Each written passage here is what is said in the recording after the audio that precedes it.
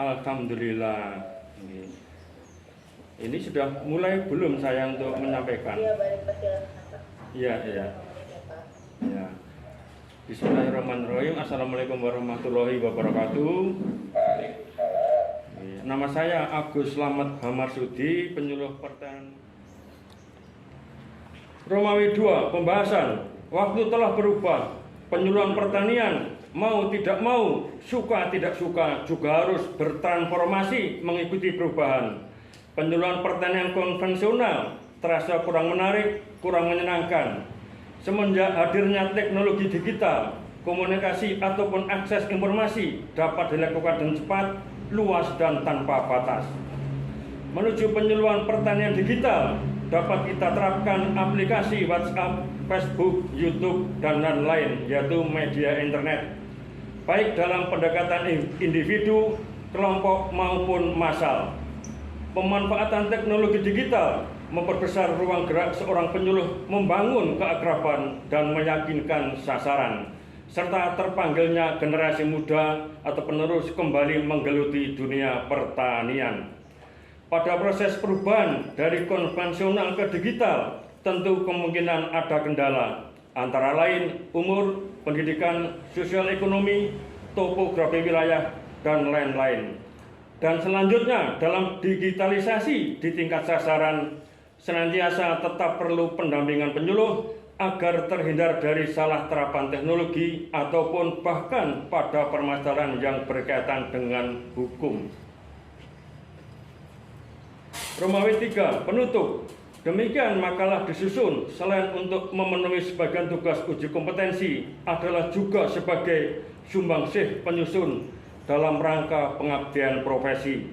Penyuluh pertanian yang kita cintai, ada kekurangan dan keterbatasan, mohon maaf dan mohon berkenan untuk dapat diperbaiki. Matur nuwun. Purbalingga 23 Agustus 2021. Penyuluh pertanian Agus Slamet Hamarsudi SST, NIK 1964 0414 1993 03 1005. Demikian presentasi yang dapat kami bacakan. Mohon maaf. Wassalamualaikum warahmatullahi wabarakatuh. Waalaikumsalam warahmatullahi wabarakatuh. Bisa langsung dilanjutkan pada tipe uji. Ya. Terima kasih Pak Agus. Nggih.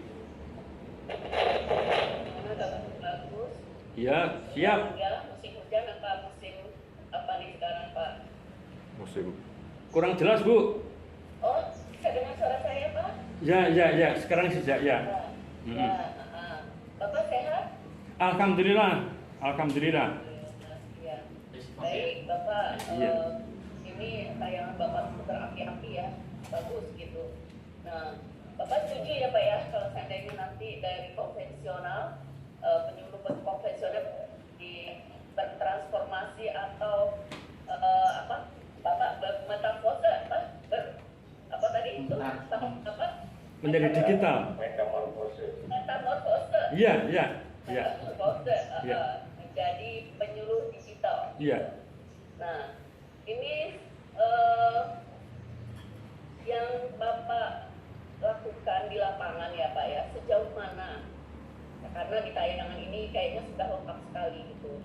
Mau tidak mau kita harus bertransformasi ya Pak ya, dari konvensional menjadi digital atau 4.0 gitu ya Pak ya. Iya. Ini saya ingin tahu Pak, di wilayah binaan Bapak itu, Bapak penyuluh kabupaten apa kecamatan? Saya penyuluh pertanian muda. Ya. Di Di mana Bapak di kabupaten apa di kecamatan? Saya di kecamatan selaku koordinator penyuluh atau di balai penyuluhannya Kabupaten Purbalingga di Kecamatan Jogong. Baik, terima kasih. Nah, yang Bapak tayangkan di sini, apakah sudah diaplikasikan di lapangan Pak? Seperti Bapak menyampaikan bahwa kita sudah harus bertransformasi, beralih ya Pak ya, dari konvensional menjadi yang lebih maju gitu Pak. Nah, apa yang Bapak lakukan di lapangan ini sejauh mana gitu Pak? Iya. dengan tayangan Bapak ini sejauh mana yang sudah dilakukan gitu Pak? Iya, iya. Mohon izin untuk menjawab Ibu ya. Kemudian juga apa modernisasi apa tadi itu juga Bertransformasi. saya ingin dengar cerita Bapak yang di lapangan yang sebenarnya itu Iya. apa yang Bapak lakukan terhadap digitalisasi ini? Iya, iya. Mohon izin menjawab Ibu ya. Ya. Silakan Pak. Ya, kami di lapangan sebagai penyuluh, apalagi sebagai koordinator, kami telah mengajak teman-teman seluruh penyuluh bahwa penyuluhan yang pakai konvensional memang sudah tidak menarik. Karena untuk menyenangkan itu perlu kita pendekatan khusus. Kalau sasaran kita senang, biasanya mudah untuk diajak kemanapun penyuluh Bu. Nah, dari konvensional kita mengupayakan menggunakan Facebook, menggunakan YouTube, ataupun kita bareng-bareng, misalnya kita mengunduh YouTube teknis di pertemuan, itu lebih menarik untuk dipahami, ataupun ketika kita menyampaikan YouTube dari hasil kita mengambil pengalaman di mana, itu ternyata lebih menyenangkan. Apalagi ketika kita mengambil video kegiatan di lapangan sebagai dokumenter seorang penyuluh dan kita susun menjadi video pendek, dan manakala kita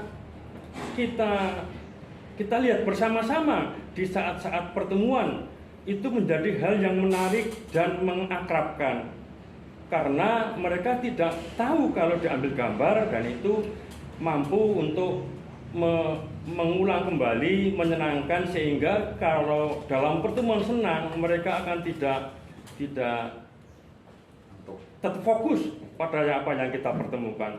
Dan kita juga mendampingi, silahkan dalam hal teknis membuka banyak lewat Mbah Google, YouTube, tapi tetap harus hati-hati, apalagi kalau tidak jelas. Karena kalau salah terapan dalam mengambil dari media sosial bisa berbahaya untuk keamanan atau usaha pertanian. Misalnya ketika seseorang mengambil YouTube dan sebagainya, itu kalau tidak didampingi justru mematikan tanaman. Sebagai contoh kasus saya alami ketika seorang pengusaha perkebunan tanaman buah lebih bangga menggunakan booster untuk pembuahan. Lah, kita sampaikan cukup dengan stressing air itu mampu berbuah dengan baik. Jadi kewajiban kami selain dengan media sosial, kami juga tetap mendampingi bagaimana kita mengambil manfaat positif dan selalu hati-hati agar tidak mengalami masalah tentang teknis, tentang sosial, atau apalagi berkaitan dengan hukum. Begitu Bu, kurang lebihnya mohon maaf. Baik, baik Pak Agus, berarti Bapak kalau menyampaikan informasi itu melalui video ya Pak ya? Ya, video, WhatsApp. Bapak bisa membuat video? Iya, saya membuat video Bu. Channel Pak. Channel Video apa saja Pak yang Ya. sudah dibuat? Channelnya. Channel saya adalah teknik pertanianku Ibu, itu YouTube nggih. Oh, sudah bikin YouTube ya Pak Ya, ya? ya alhamdulillah nggih. Alhamdulillah. Materi-materi yang diambil Pak di dalam pembuatan video maupun YouTube itu, kita mengambil materinya, referensinya dari mana Pak? Yang saya susun adalah pengalaman sendiri di lapangan ataupun dokumen-dokumen saya semenjak 5 tahun, 10 tahun belakang, tapi masih sesuai, masih relevan untuk kita kaitkan sekarang, kita susun, kita rangkai. Walaupun ada yang bentuk video langsung kita rangkai ataupun foto kita rangkai jadi sebuah video pendek.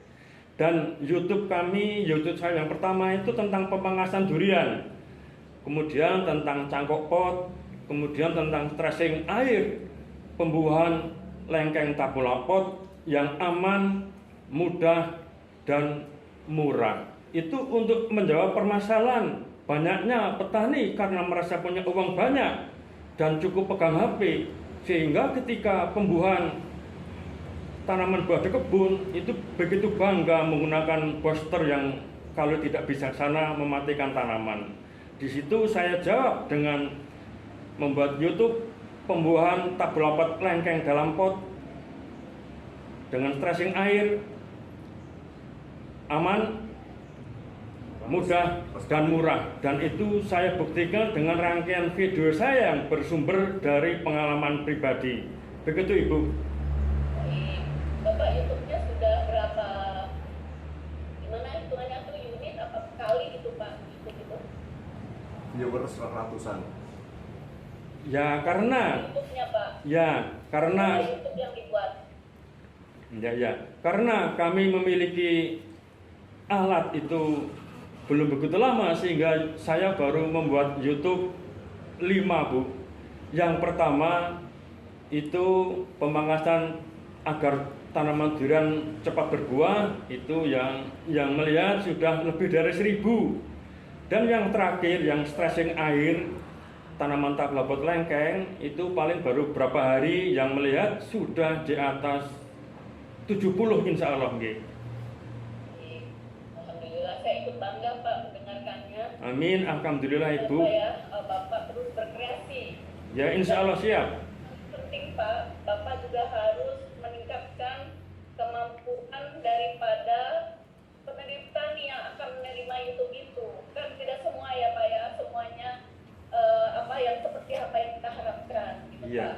siap Bu. Jadi kalau seandainya di lapangan, barangkali mungkin ada kendala yang tidak punya HP atau HP-nya jadul, Android gitu Pak. Iya. Nah, bagaimana upaya Bapak ini supaya mereka ini bisa mengakses informasi yang melalui YouTube atau melalui video yang Bapak buat gitu Iya, Pak? iya. Yang pertama, ketika saya buat YouTube itu saya kirim ke teman-teman penyuluh karena kita menghargai jalur koordinasi kewilayahan. Yang kedua, ketika kita ke lapangan membawa laptop ataupun tidak, karena kita juga bawa HP, maka ketika di tempat pertemuan bisa kita setel bareng-bareng ataupun dengan LCD itu lebih berkenan untuk beliau-beliau sasaran penyuluhan kita Ibu. Jadi kalau di tingkat kelompok tani dalam pertemuan ya kita bawa laptop, minimal bisa kita di laptop. Kalaupun pas ada LCD dibantu dari pihak pemerintah desa, maka itu lebih berkenan, menyenangkan, lebih akrab. Dan ketika akrab itu terjadi di pertemuan, maka kita mudah untuk kita fokus masuk ke materi selanjutnya. Begitu Ibu? Ya. Kalau selama ini anggapan orang digital itu kan untuk milenial ya Pak. Iya. Tidak mesti harus milenial ya Pak ya. Iya. Nah, ini komentar Bapak mengenai 4.0 ini bisa diakses oleh atau bisa dibuat atau bisa digunakan oleh kolonial, artinya bukan milenial gitu. Bagaimana komentar Bapak ini? Iya. Saya yakin bisa Ibu, karena zaman berkembang dan memang walaupun generasi tua itu lamban, tapi generasi muda milenial kita cukup punya potensi besar. Karena dalam industri 4.0 itu tentu selain menekankan lini produksi di lokasi di tempat kami, itu juga harus pada basis internet. Sehingga begitu mudahnya teman-teman kami petani milenial ketika memproduksi misalnya kopi bubuk lokal, potensi lokal, setelah kita bantu, kita komunikasi, diolah dengan sesuai dengan standar pangan, keamanan pangan, dikemas dengan baik. Begitu mudahnya kita unggah ke Facebook, kita kirim ke manapun, itu ternyata begitu mudahnya pembeli datang ke tempat teman-teman pemuda milenial yang memproduksi hasil pertanian. Begitu Ibu. Baik Pak, kalau di kecamatan ya Pak ya pasti ada pertani gitu ya Pak ya. Iya. Nah, pertani itu kan ada 5 fungsi daripada pertani. Ini kan harus menggunakan semuanya itu adalah digital ya Pak ya. Semuanya berbasis data dan juga ada di yang harus dilaporkan secara online gitu Pak. Iya. Nah, kemudian juga ada data-data kelembagaan petani kita. Nah ini kalau data kelembagaan petani diupdate terus nggak Pak? Ya, karena kita punya admin Simuluhtan Ibu. Ya. Iya. Dan itu yang kita update termasuk ada yang meninggal, ada yang refreshing kelembagaan kelompok ataupun perubahan yang lain, Ibu? Ya, terakhir Pak, Ya, Ibu. mungkin ini ya, cyber extension itu di Kementan kan ada cyber extension. Nah, Bapak merasakan nggak cyber extension ini manfaatnya? Ya, alhamdulillah Ibu, dengan cyber extension itu kita bisa mencari materi-materi penyuluhan ataupun ketika tentang jadwal tanam kita bisa mencari di Katam dan sebagainya. Dan itu merupakan literatur kami yang kami anggap resmi. Seperti itu, Ibu. Baik, terima kasih Pak Agus. Sama-sama, Bu. Tingkatkan kapasitas terus berkreasi dan berikan contoh terhadap penyuluh yang lainnya agar bisa juga menurunkan ya menularkan ilmu-ilmu Bapak itu kepada mereka sehingga digital ini benar-benar dirasakan oleh semua penyuluh dan semua petani yang ada di tempat Bapak. Siap. Kita penanya kedua yaitu silakan Pak Diki. Ya, terima kasih Bu. Baik, selamat siang Pak Agus. Ya. Alhamdulillah. Ya. Baik. Pak Agus sudah berapa lama sekarang jadi penyuluhnya? Sudah berapa tahun? Hampir 30 tahun, Pak. Jadi penyuluh sudah lama? Iya, hampir. 30 tahun. Iya. Biasa. Iya. Memang sesuai tadi dari jawabannya saya tidak bisa menarik garis merahnya bahwa memang Bapak betul-betul melaksanakan tusi Bapak sebagai seorang penyuluh di lapangan ya. Insya Nah, Allah. yang ingin saya tanya kritisi sebenarnya di dalam tayangan Bapak ini sebenarnya sangat cukup bagus. Cuma dari tekniknya saja lah ya. Iya. Tekniknya hindari kalimat-kalimat yang sifatnya bisa membosankan untuk membaca begitu ya. Iya. Ada aturan main membuat PPT itu yang indah seperti apa ya. Mungkin Iya. ini kita dulu Bapak nggak bisa menyiapkan, tapi tidak apa-apa, materi sudah sesuai dengan tema kita. Baik, saya ingin tanya, Siap. apakah yang dibuat makalah ini memang sudah implementatif di lapangan? Ya, insya Allah kita implementasi dengan teman-teman. Walaupun kita namanya proses perubahan ya belum bisa 100%. Tapi di antara kami teman-teman penyuluh dan semua ketika menggunakan Android itu kita bisa saling belajar, mempelajari bagaimana kita mendokumentasikan suatu kejadian, bagaimana kita mengajak petani untuk mencari informasi antara informasi yang aman ataupun hanya dari praktisi yang kadang-kadang itu kurang aman terus terang aja Pak. Jadi kalau mencari informasi kita ajak petani pertama ke literasi kedinasan. Begitu Bapak.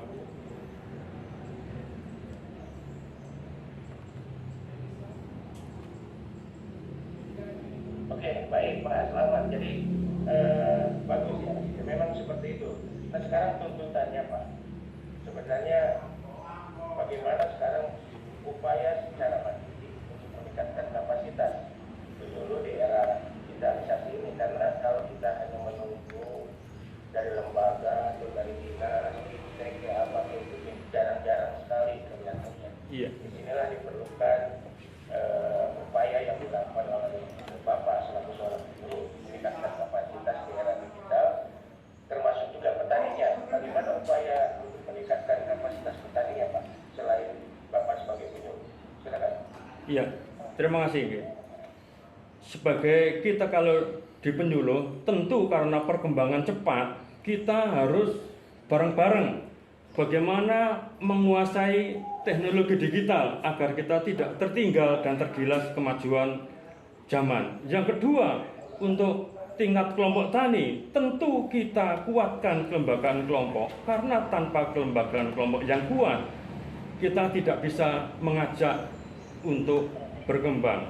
Sehingga dengan kita menyampaikan pengalaman-pengalaman petani lain lewat media sosial yang kita lihat bareng-bareng, itulah jalan kami untuk merubah pola pikir teman-teman mitra kerja kita lewat kelompok tani. Begitu Bapak. Baik, Bapak buat WA grup kelompok taninya Pak? Iya, Bimbingannya iya, buat ya Pak? iya. Ada berapa kelompok binaan Bapak? Ada berapa desa? Saya mengampu satu kecamatan, 13 desa, 51 kelompok tani. 51 kelompok, tapi perwakilan grup ada Pak ya? Ada. Kelompok, ya? Ya, jadi Ya. mohon maaf, ada grup WA Gapoktan, ada grup WA antar kegiatan petani itu ada semua Pak. Sampai ke kita kemarin baru membentuk paguyuban petani muda atau milenial Pak. Oke, bagus. Itu yang diharapkan karena kiranya harus dipromosi yang membawa oleh bagian Cyber Extension dan lembaga-lembaga itu bisa di-share di sana ya, sifatnya Siap. bisa di-share. Nah, sekarang yang ingin saya ketahui sekarang, apakah selama pandemi ini Bapak kan sudah melakukan kegiatan penjualan melalui digital. Iya. Apakah sudah dimonitoring atau dievaluasi sampai sejauh mana hasilnya? Apakah bisa diimplementasikan oleh para petani? Oke Pak, siap nih. Jadi karena selama pandemi kita juga harus melihat kondisi bersama antar teman-teman penyuluh, antar kondisi lapangan petani, sehingga kita tidak begitu berkerumun. Jadi komunikasi kita lewat WA, lewat video dan sebagainya. Dan manakala ada kendala di lapangan, kita langsung janjian lewat WA, itu kita kunjungi apa permasalahan mereka. Jadi untuk menghindari kerumunan, ataupun ketika mewakili anggota kelompok, kami persilahkan seorang pengurus itu berkunjung secara pribadi sendiri ke tempat TPL. Jadi kita tetap pekerjaan bisa jalan, tugas pokok fungsi kita tetap jalan, tapi tetap kita berupaya menghindarkan risiko-risiko adanya COVID-19. Begitu Bapak. Kenapa? Oke, bagus. Baik, terima kasih Kenapa, Bu Bu? Nadia. Kira-kira sudah tercover semua. Ya. Baik, terima kasih kepada para teknologi dan Pada para banyak ya, Pak. sampai tentunya akan ditutup ya untuk Pak Agus bisa meninggalkan Halo. ya, Pak. Nggih, insya Allah siap. Tanya di itu, tanya di ya.